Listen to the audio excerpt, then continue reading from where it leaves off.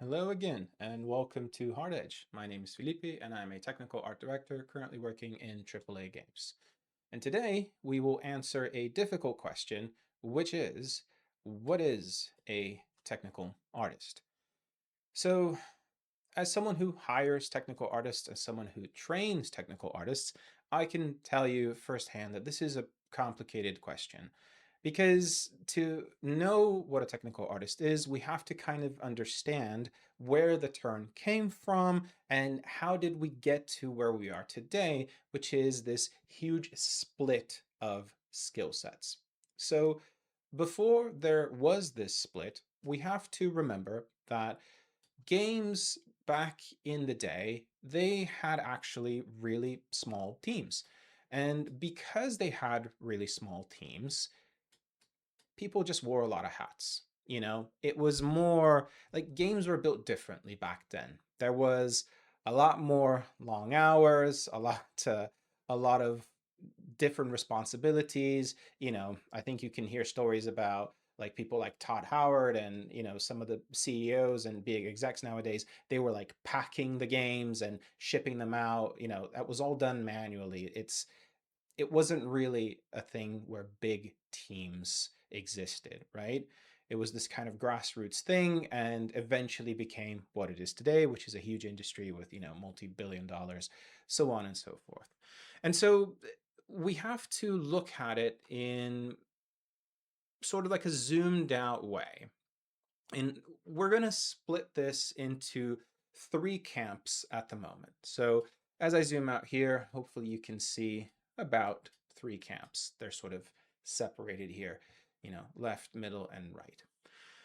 So most people who were technical artists back in the day, they would have been like environment artists potentially. And one of the things that would have happened is that you would have had to create something such as a tire stack or car stack or a bunch of boxes or something like that. Something that was very repetitive to, duplicate, move, this and the other, And someone specifically a tech artist probably got a bit annoyed of having to wait for a programmer to do this and just kind of learned how to code or knew how to code for some reason and started developing tools, developing sort of like a procedural content tool to be able to, for example, make better environments, make their environment artwork faster, quicker. This applies to characters as well, but to a slightly lesser extent, so that you could build things like this in a much shorter amount of time. Shout out to my students whose work I am showing you, Kyle and Aiden.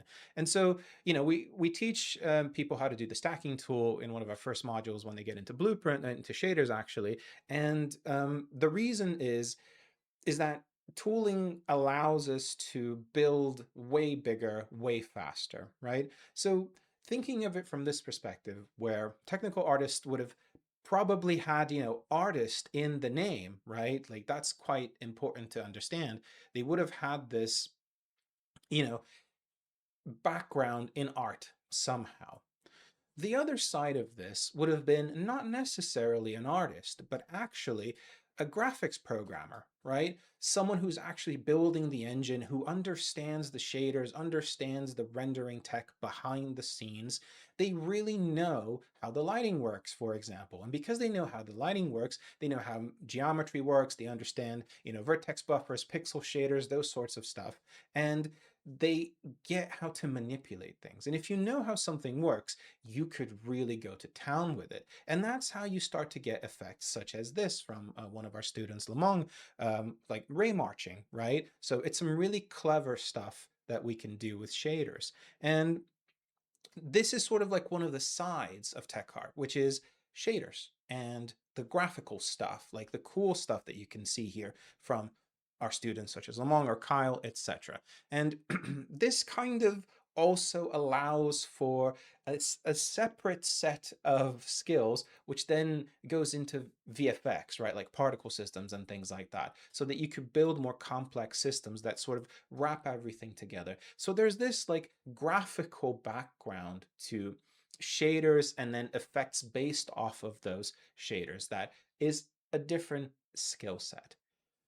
Because games are really hard to make and really complicated, well, You also have things like animations, right, that you have to do, and rigging systems that you have to build. And so, with something like this, for example, you needed to animate a bunch of characters, you need to rig them.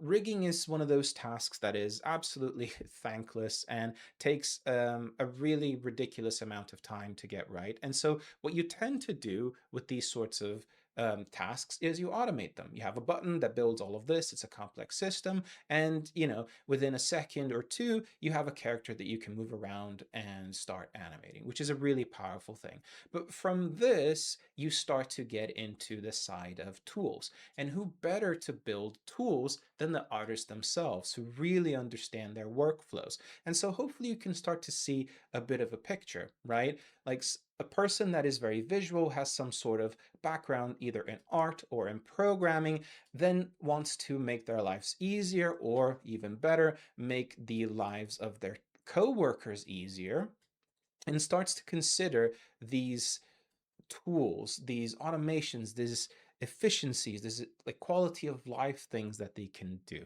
And so that could be things such as, for example, like a renaming tool, so that, oh, we know we changed our naming convention, we built a whole new pipeline. Oh, all of our textures, they need to follow this convention because I want to set all of them to a specific size or something like that. Well, we need a tool for that. You're not going to rename every single texture by hand. That doesn't make any sense, right? Well, yes, also, if you're bringing your assets in by hand into the engine, maybe you shouldn't be doing that. Maybe what you should be doing instead is building a tool that can send assets from Maya into Unreal with a single click, like this tool here that I built for many companies at this point. And so, it automatically builds materials, it names everything correctly. Like, this is sort of like an essence of tech art, which is tooling for artists, right? And so there's a reason there's artist in the name. And we can dive even further into that to then these tools starting to expand upon performance, because as an artist you should be responsible for your own art. And this is a tool that me and my co-worker Melissa built at D3T that helps us, for example, swap between view modes really quickly, and lets us just debug scenes extremely fast so that we can give our clients the best sort of performance information that we can, the quickest that we can. There's so much you can do with this, but if you were going to do this by hand, it's an extremely painful process, so that you'd have to click drop down, click another drop down, click another drop down, so on and so forth, right? And so we cover a bit of ground here and finish off in performance, which kind of ties it all back together. So tech art would be in between engineering and art, and doing a little bit of both, a little bit of art, a little bit of engineering, and to what degree that all depends. You can have artists that will use Python. You can have artists that will use C++, because some of these artists were graphics programmers, for example, and they just had that extra artistic eye, or they really were interested in building the shaders and doing really interesting complex stuff, such as, ray marching, for example, and using those kinds of graphics techniques to push themselves forward. But everything kind of comes back to performance in the end of the day, where it's one of those extra feathers in the cap, where it's expected for a technical artist who clearly understands how to make complex things to understand what those complex things are made of in the sort of nitty gritty of the computer. And so then you get things such as this, which is, some of the stat visualizations in Unreal, where we have to check the timings, understanding the difference between frames per second, and milliseconds, and how do you want to measure your frame time. There's great talks out there from Epic, from Ari or Matt Ostale, where you could watch and you can get a lot of information about performance. So that's kind of an overview of like what a tech artist can be in the industry, but it doesn't quite stop there. So let's continue into some more niche areas of tech art, and hopefully this gives you a bit of an overview of what it is to be a tech artist nowadays. I think one of the sort of more popular and perhaps recent ways that folks want to try and determine what a tech artist is through proceduralism, right? There's a lot of procedural tools and softwares out there, such as Houdini, using geometry nodes in Blender, using PCG in Unreal. And for a fact, there are definitely technical artists that now specialize in this, very, very specific skill set. And so the proceduralism kind of comes from the tooling. So hopefully you can see where everything is pretty much linked. But what's happened is instead of you having someone who very specifically built things and did the art, you now just have someone that takes the art output from someone and builds the procedural content around it, right? To the same effect of this, you have folks such as UI artists or, technical UI designers, technical UI artists, etc. So we can talk a little bit about them as well, and they'll relate more to shaders. I'll explain. So there were these really great sessions, if you haven't caught them from Epic, on the Material Lab. And it's using what we call signed distance functions. And the idea here is that you're building UI elements like, little spinny things and really interesting visual effects for the UI itself, because UI requires a lot of art too. The thing is, it's not just the shaders, it's the implementation of these shaders, understanding if things are going to be pixel perfect, aspect ratio, are things going to get crunched down, how do you layer these effects, how do you animate them, how do you link them to gameplay, so on and so forth. And so you can see that, in a big overview, there is just a lot here to cover as a technical artist. And so there are things that you might know, such as Python, C++, you might know Lua as a scripting language, depending on what it is that you're doing. And in general, a technical artist is going to be in one of these camps as a specialism, and potentially being, because they know a little bit about one field, they can dabble in other fields. And so this is where we can talk about the difference between a generalist and a specialist, advantages, disadvantages, and what the kind of job market looks like out there, right? So one of the things, in my opinion, that will separate an artist from a technical artist is some sort of coding ability. And that doesn't necessarily have to be one of these languages, but the technical side needs to be there, right? And unless you're like very specifically like a mega shader specialist, you're still kind of coding. You're coding in shaders, especially if you're doing HLSL and things like that. And by knowing how to do that, by the very definition of that, if you were to pick up a programming language, you would just fly through it. And so one of the things that you find in technical artists, at least in my opinion, is that if you're using something like Unreal Engine, that they know blueprints in some capacity, either to build tools or prototype gameplay systems. That's how I got started, for example, but that's a story for another video. So I'll make a video about how I became a tech artist very soon. And I also want to talk about how can you become a technical artist in your own time, by yourself, by training, etc. Like where can you start? What can you do? So knowing how to code is really important, in my opinion, and most technical artists do. And knowing how to code gives you a great deal of flexibility. So here are two very different things that use code. One of them uses blueprints, which is this little sort of a stalker system that I created to kind of recreate the sort of item highlighting in Stalker. And this is all blueprints, but as you can see, it requires UI, it requires gameplay. There's a lot of sort of intrinsic things happening here that are only really possible by someone who can do multiple things, which, if you go back to my analogy of someone who wears many, many hats, is basically what a technical artist is.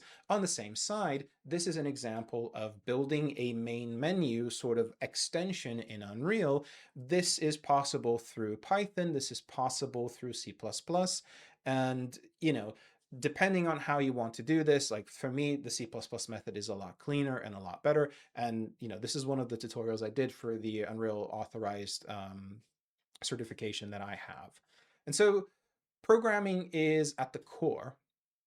And when we discuss generalist versus specialists, we have to kind of do away with the concept that a jack of all trades is master of none, all of this, in my opinion, nonsense, because everyone forgets the second part of that saying, which is oftentimes better than a master of one, right?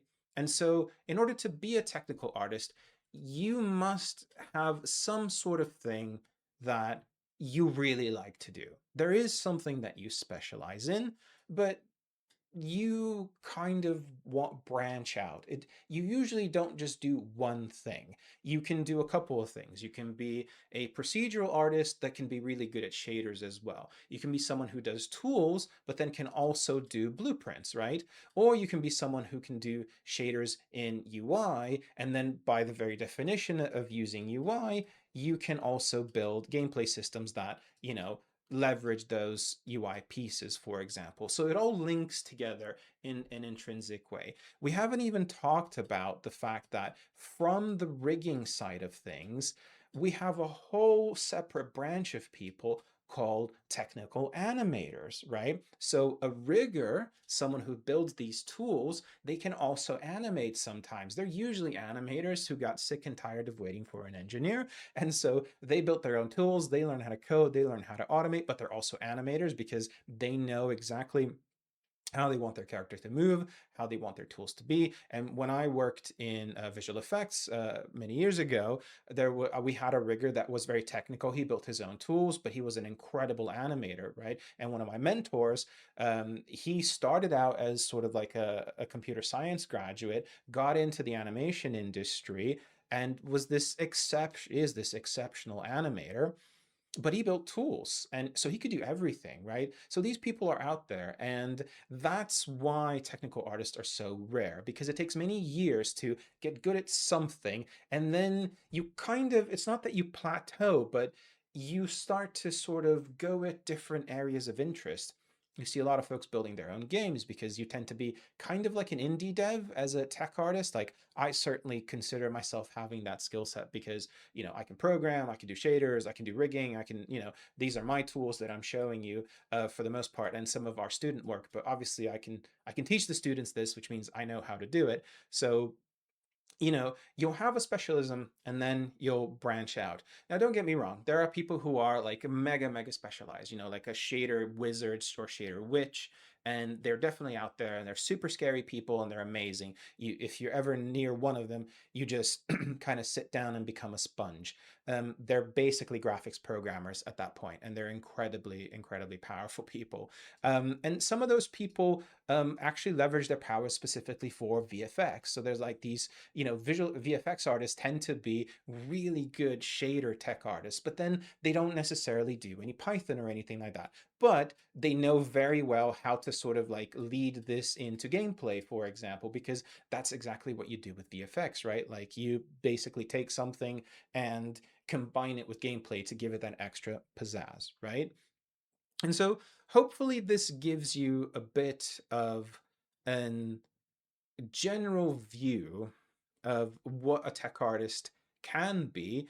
I'm sure I've missed something here, but this covers a lot. Normally, if you ask me, like people that we hire, we like them to know a programming language, specialize in something, either shaders or tools, and then add things around it, such as a little bit of blueprints, a little bit of proceduralism. And we have folks that, for example, specialize in UI, but they can do Python, like, in anger, like very, very good Python people as well. So there's always a link. These things are interconnected. So it's very, very difficult to shape out the perfect technical artist. But for the most part, if you're trying to get into the industry, specializing in something that you really enjoy doing, which will really come through and show in your work, is super important. And then branching out, because being able to do more than one thing makes you really, really useful. And the more useful you are, the harder you are to get rid of, per se. Um, because you touch so many things, you have so much insider knowledge, and more importantly, and I guess, I should mention this, tech art is a bridge between departments. We tend to be the people who can have the conversation on both levels. We are technical enough to speak to the engineers. Sometimes we are engineers, And we're also artistic enough, then have build plenty of 3D models and things like that, where we understand the plight of the artists, of the difficulties that they face, their workflows, their processes. And it is our mission to try and make their lives easier, in my opinion, through code. And that's what I really like to do in tech art. So what I'll do now is I'll wrap up this video by just showing you a couple of job opportunities that are out there, so you can see that I know what I'm talking about for the most part. Okay, so here is a position, specifically it's for a lead, so it's quite highly stacked. Um, but the idea here is that this person is going to establish a shader and material pipeline. So they're going to define all of the shaders for the game and how to use them. They really need to understand rendering features. So do you see how this is already very heavily skewed to the graphics side, because they're going to deal with Lumen, Nanite to deal with the artist workflows as well. They need to understand, technical things such as virtual texturing and how that works so that we can manage our memory bandwidth in the game. And there's also the requirement of, creating and maintaining a library of modular reusable shaders.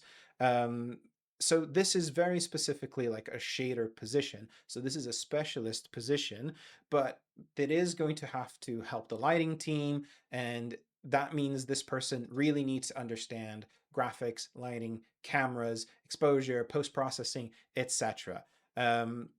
So highly desirable things, specifically here, you can see we have Substance Designer and Houdini, as I said. So there's some proceduralism here, HLSL or shader programming. We would like this person to know things about real-time ray tracing and rendering features in Unreal, and also helping building materials for large open worlds. So procedural stuff that, how do we make that scale in a reasonable way? So that's one of the examples. And you can see here on some of these positions that I literally just looked on LinkedIn right now just to see what's out there, that you have things, for example, such as a position from Rockstar about being a procedural technical artist. There's also a senior technical animator position, which again, we can explore. So why don't we look at a couple more and then we'll wrap it up here.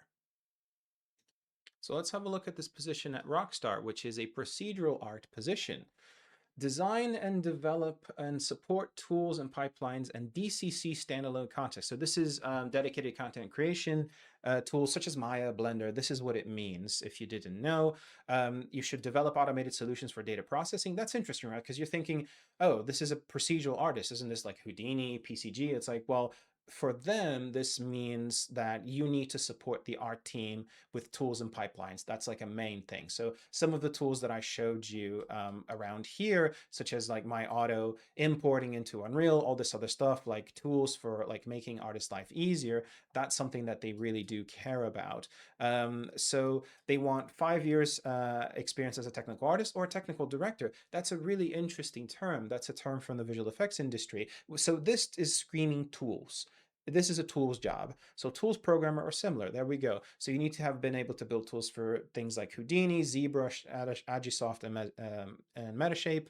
You need to know Python. Really good if you know photogrammetry. So actually, I have an example of this. For example, what I meant to say is I have an example of this. For example, this is a tool that I built to help my wife, who's an artist who was also working in AAA before she started working full-time in our school. This was to help her do her procedural sort of photogrammetry work a lot quicker. So I built a tool that would help her auto-categorize all of her images and put them in a specific folder. So you see here, you ask for folder name, you give it the folder name, you hit OK, it just moves all of the pictures into there, and then it gets ready for processing. So here's an example of a task that you would have at Rockstar. You would need to build a tool like this to sort of automate reality capture with a button from the outside, align all the images, do all this other stuff through the command line, and then come out with a result such as this, for example, right? So that's, one of the requirements for them. And they also have pluses here of they'd like you to have a degree in computer science, but it's a plus. You don't need it. C++. There you go. They would really like it if you knew C++. Not a lot of tech artists do, which is why we teach it at our school. And yeah, they want you to know how to work with like package systems and also, yeah, stuff like Gaussian splats or NUS, which gives you an idea of the kind of tech that they're using to generate their data for their games. So let's do one more and then let's wrap it up. Okay, so here is another position. This is from a company called Pixel Toys in Leamington Spa here in the UK. They want a technical animator. This is a senior position. Specifically, they would like someone with an extensive technical toolkit, proficient in Python, Mel, Qt, and Qt or Qt. This is a framework that we use to build UIs, such as this one here. This is a UI built with PySide or Qt, Qt, whatever. And so they would also like you to have rigging prowess, and you have to have a refined eye for anatomy. So basically, they want you to be an animator. You need to kind of understand animation and understand motion capture, right? So a lot of technical animators tend to deal with mocap data. And if you've ever worked with mocap data before, like I have, what you have is a bunch of data that you have to process and then clean up or do something like that. That's not something you're going to do by hand. You're going to build tools for that, which again, do you see how tech art keeps coming back to improving processes, making tools, and, in general, being a force multiplier in a company. So that's kind of it from me to explain a little bit about what a technical artist is. And if you're interested in becoming one, we teach you how to become one within a year. Our course is a little bit more on the generalist side, but if you're interested, just check out our website and we can have a chat. But I hope this was useful for everybody. And if you're interested in more information on what a technical artist needs to do in order to like get industry ready, how I kind of joined the industry as a tech artist, like what was my journey, stay tuned for more videos. Those are the ones coming up next. I'll talk a little bit about how I started to be a technical artist, and then I'll make a video fairly in depth for you to just learn by yourself. I'll give you all of the pointers, all of the links that are interesting to go, this is where I would learn. But if you want to become a tech artist, and you probably need a couple of things already. You need to know 3D. You need to have made some models. You need to kind of understand who are the people you're going to be helping. So you really need to have proficiency in 3D modeling, in my opinion, to be quite efficient, because a lot of the jobs do ask for you to build tools for these programs. So it could be Houdini, it could be Maya, it could be Designer, etc. But you'll have some sort of 3D background. That's really, really important. And then you'll have some sort of area that you gravitate towards too. Do you really like doing tools? Do you like procedural stuff? Do you like animating? Do you like rigging? Do you like shaders and graphic stuff? Do you like gameplay stuff? So you can go more into like a technical designer side of things, which is not necessarily an artist, but everything kind of blurs a little bit when you start learning how to code, because when you learn how to code, you can kind of do anything, which is exactly the point of my previous video. And I've never done this before, so I have to see where I point. And I'll put a link up to here if you're interested in seeing why learning how to program is such a superpower. And yeah, so thank you so much for watching. This is Hard Edge signing out. And if you are interested in any of our offers, do get in touch. We are here to help. Otherwise, have a lovely day. Bye-bye for now.